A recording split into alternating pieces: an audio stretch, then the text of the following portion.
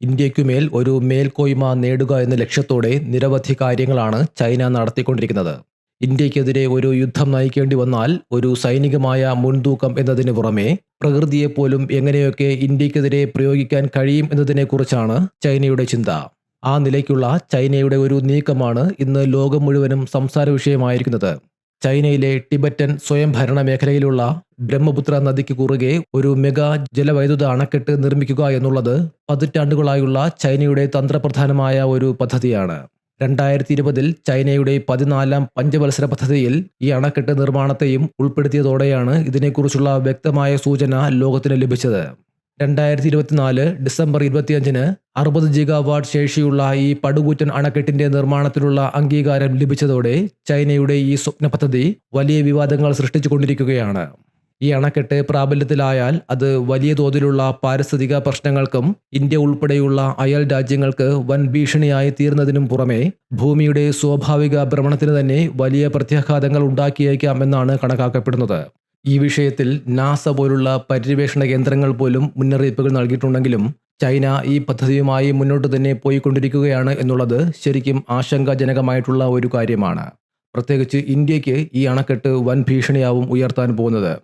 ഈ അണക്കെട്ടിന്റെ തന്ത്രപ്രധാനമായ സ്ഥാനം, ഈ പദ്ധതി കൊണ്ട് ചൈന മുന്നിൽ കാണുന്ന നേട്ടങ്ങൾ, ഇതുകൊണ്ടുള്ള ദോഷങ്ങൾ ഏതെല്ലാം രാജ്യങ്ങളെയാണ് ബാധിക്കാൻ പോകുന്നത്, പ്രത്യേകിച്ച് ഇന്ത്യയെ ഈ അണക്കെട്ട് എങ്ങനെയൊക്കെ പ്രതികൂലമായി ബാധിക്കാൻ പോകുന്നു തുടങ്ങിയ കാര്യങ്ങളൊക്കെ ഈ വീഡിയോയിൽ പങ്കുവയ്ക്കുന്നു. ഈ അണക്കെട്ടിന്റെ സ്ഥാനം വളരെയധികം പ്രാധാന്യമർഹിക്കുന്നു എന്നതിനാൽ ആദ്യം ഇത് എവിടെയാണ് നിർമ്മിക്കാൻ പോകുന്നത് എന്നതിനെക്കുറിച്ച് നോക്കാം.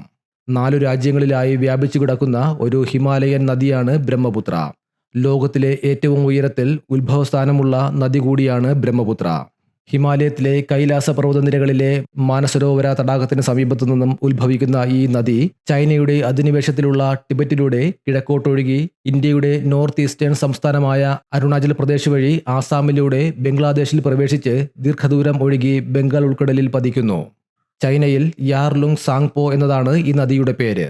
ടിബറ്റൻ പീഠഭൂമിയുടെ ഹൃദയഭാഗത്തുകൂടി ഒഴുകുന്ന ഈ നദി അപ്രതീക്ഷിതമായി ദിശ മാറുന്ന ഒരു ഭൂമിശാസ്ത്രപരമായ അത്ഭുതമാണ് ഗ്രേറ്റ് ബെൻഡ് എന്നറിയപ്പെടുന്നത്.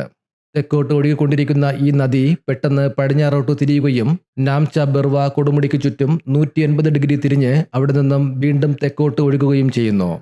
ലോകത്തിലെ തന്നെ ഏറ്റവും വലിയ നദീ വളവുകളിൽ ഒന്നായാണ് ഗ്രേറ്റ് ബെൻഡിനെ അറിയപ്പെടുന്നത്. ഇവിടെ മുതലാണ് ഈ നദിയുടെ വേഗത കൂടുന്നത്. ഈ തന്ത്രപ്രധാന മേഖലയിലാണ് ചൈന തങ്ങളുടെ പുതിയ അണക്കെട്ടിനായി സ്ഥാനം കണ്ടിരിക്കുന്നത് എന്നാണ് പറയപ്പെടുന്നത്. ഈ ഭാഗത്തുള്ള നദിയുടെ അപാരമായ ജലവൈദ്യുത സാധ്യതകളെ പ്രയോജനപ്പെടുത്താനാണ് ചൈനയുടെ ശ്രമം. ഈ ജലവൈദ്യുത പദ്ധതി വളരെ വ്യത്യസ്തമായ രീതിയിലാണ് ചൈന ഡിസൈൻ ചെയ്തിട്ടുള്ളത് എന്നാണ് പറയപ്പെടുന്നത്.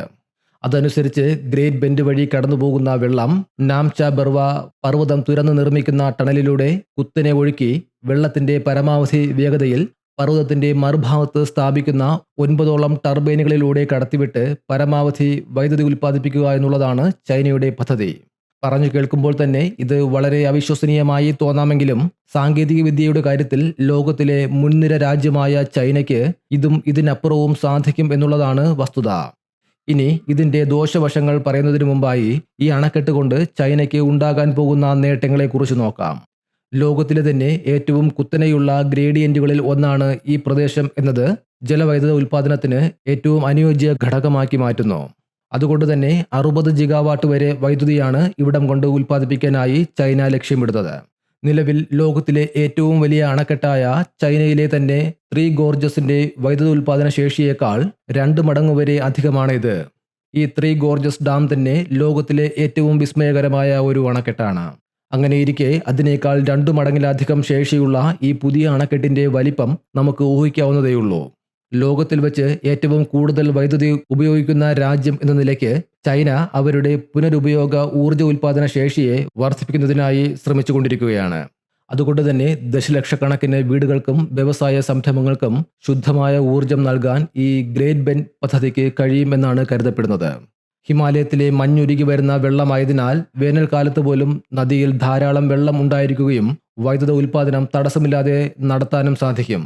ഇതുകൂടാതെ ഈ നദിയെ അതിന്റെ ഉറവിടത്തിൽ തന്നെ നിയന്ത്രിക്കുന്നത് വഴി ചൈനയ്ക്ക് താഴെത്തട്ടിലുള്ള രാജ്യങ്ങൾക്കുമേൽ തന്ത്രപ്രധാനമായ സ്വാധീനം ഉറപ്പിക്കാൻ കഴിയുകയും ചെയ്യും. ഇങ്ങനെ ഈ പദ്ധതി ചൈനയ്ക്ക് നേട്ടങ്ങൾ മാത്രം നൽകുമ്പോൾ ഈ അണക്കെട്ടിന്റെ താഴെത്തട്ടിലുള്ള ഇന്ത്യ ഉൾപ്പെടെയുള്ള രാജ്യങ്ങൾക്ക് ആശങ്കകൾ മാത്രമായിരിക്കും ഇത് സമ്മാനിക്കാൻ പോകുന്നത്. ആദ്യം ഇന്ത്യക്ക് ഈ പദ്ധതി എങ്ങനെയൊക്കെയാണ് ഭീഷണിയാവുന്നത് എന്ന് നോക്കാം. അതിൽ ഒന്നാമതായി പറയാനുള്ളത് ഇന്ത്യയുടെ ജലസുരക്ഷയെക്കുറിച്ചാണ്. ഇന്ത്യയുടെ വടക്കുകിഴക്കൻ സംസ്ഥാനങ്ങൾക്ക് ബ്രഹ്മപുത്ര ഒരു നിർണായക ജലസ്രോതസ്സാണ്. നദിയുടെ സ്വാഭാവിക ഒഴുക്കിന് ഉണ്ടാകാൻ പോകുന്ന തടസ്സം ഈ ഭാഗങ്ങളിലെ ജലലഭ്യതയെ ബാധിച്ചേക്കാം. മാറ്റം വരുത്തുന്ന ഫ്ലോ ഡൈനാമിക്സ് ഈ സംസ്ഥാനങ്ങളിലെ കൃഷി, കുടിവെള്ളം, ജലവൈദ്യുത ഉൽപ്പാദനം എന്നിവയെ പ്രതികൂലമായി ബാധിക്കുകയും വേനൽ സമയത്ത് വരൾച്ച പോലെയുള്ള പ്രത്യാഘാതങ്ങൾക്ക് കാരണമാവുകയും ചെയ്യും. ഇനി മഴക്കാലത്ത് അണക്കെട്ടിലെ അധിക ജലം തുറന്നുവിടുന്നത് ഹിമാചൽ പ്രദേശ്, ആസാം തുടങ്ങിയ സംസ്ഥാനങ്ങളിൽ വലിയ തോതിലുള്ള വെള്ളപ്പൊക്കങ്ങൾ സൃഷ്ടിക്കും. ബ്രഹ്മപുത്ര തടത്തിലെ ദശലക്ഷക്കണക്കിന് ഹെക്ടർ കൃഷിയിടങ്ങളിൽ ജലസേചനം നടത്തുന്നതിന് ഈ നദിയിലെ വെള്ളമാണ് ഉപയോഗിച്ചു വരുന്നത്. ജലലഭ്യത കുറയുന്നതായാലും വെള്ളപ്പൊക്കമായാലും വിളനാശത്തിനും ഭക്ഷ്യക്ഷാമത്തിനും അതുവഴിയുള്ള സാമ്പത്തിക പ്രതിസന്ധികൾക്കും ഇടയാക്കും. ഇതൊക്കെയാണെങ്കിലും ഇനി പറയാൻ പോകുന്നതാണ് ഇന്ത്യ അഭിമുഖീകരിക്കേണ്ടി വരുന്ന ഏറ്റവും വലിയ പ്രതിസന്ധി. ഇന്ത്യക്കും ചൈനയ്ക്കുമിടയിൽ ഒരു സംഘർഷത്തിന് ഇടയുണ്ടായാൽ പൂർണ്ണമായും ചൈനയുടെ നിയന്ത്രണത്തിലുള്ള ബ്രഹ്മപുത്രയുടെ നീരൊഴുക്ക് നിയന്ത്രിച്ച് ഇന്ത്യയിലെ പല സംസ്ഥാനങ്ങളിലും വരൾച്ചയോ വെള്ളപ്പൊക്കമോ സൃഷ്ടിക്കാൻ ചൈനയ്ക്ക് സാധിക്കും. ദക്ഷിണ ടിബറ്റ് എന്ന് ചൈന അവകാശപ്പെടുന്ന അരുണാചൽ പ്രദേശിന്റെ തർക്ക അതിർത്തി പ്രദേശത്തിന് സമീപമുള്ള അണക്കെട്ടിന്റെ തന്ത്രപ്രധാനമായ സ്ഥാനം അവിടുത്തെ ചൈനയുടെ സാന്നിധ്യം ഉറപ്പിക്കുകയും ആ പ്രദേശത്തിന് മേലുള്ള അവകാശവാദം ശക്തിപ്പെടുത്തുകയും ചെയ്തേക്കാം. ഇന്ത്യയും ചൈനയും തമ്മിൽ ഒരു ഔപചാരിക ജലം പങ്കിടൽ ഉടമ്പടി ഇല്ലാത്തതും കാര്യങ്ങൾ കൂടുതൽ വഷളാക്കിയേക്കും. സാധാരണഗതിയിൽ അതിർത്തി പ്രദേശങ്ങളിലുള്ള ഇത്തരം പദ്ധതികൾ അയൽ രാജ്യങ്ങളുടെ അനുവാദത്തോടുകൂടെ വേണം പ്രാവർത്തികമാക്കാൻ എന്നിരിക്കെ പ്രസ്തുത പദ്ധതിയെക്കുറിച്ചുള്ള വിവരങ്ങൾ അയൽ രാജ്യങ്ങളുമായി പങ്കുവയ്ക്കാൻ ചൈന കാണിക്കുന്ന വിമുഖതയും ഈ വിഷയത്തിലുള്ള അവരുടെ ഉദ്ദേശ ലക്ഷ്യത്തെ സംശയിക്കത്തക്കതാക്കിയിരിക്കുന്നു.